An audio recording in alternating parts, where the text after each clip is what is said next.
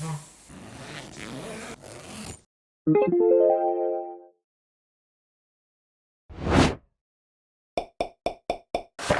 and welcome to my quick review of the Repco Cordless Digital Air Inflator.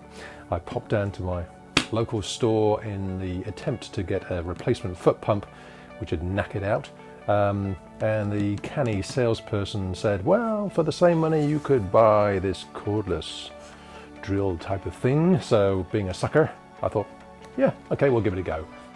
Well, like if you've had any experience of a cordless screwdriver, it's quite simple. Battery into the base, locks in.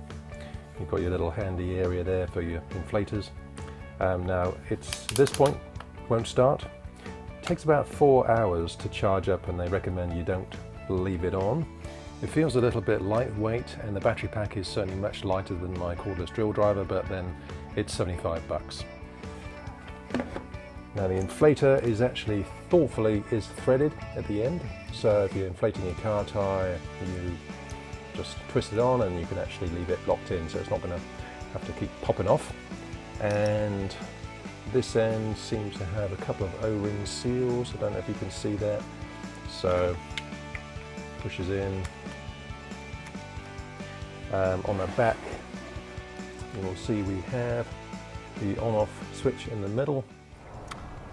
It will display, we've got PSI, you can set to what you want, screw in, thread it on, and that will give us an indication of what the actual current reading is, 25 PSI, so to press the trigger,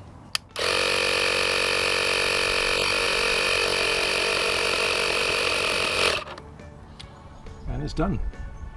Right, well, we've seen it in action. One thing I didn't show you before was in the base of the auxiliary power unit, which obviously plugs into your cigarette lighter. This actually has about, I don't know, probably 4 meters, something like that, of range, so it's pretty good.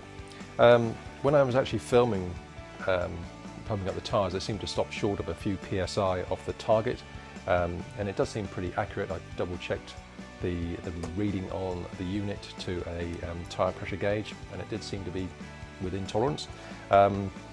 Typically when I was filming, it stopped short, but when I actually tried without filming it, actually it worked fine.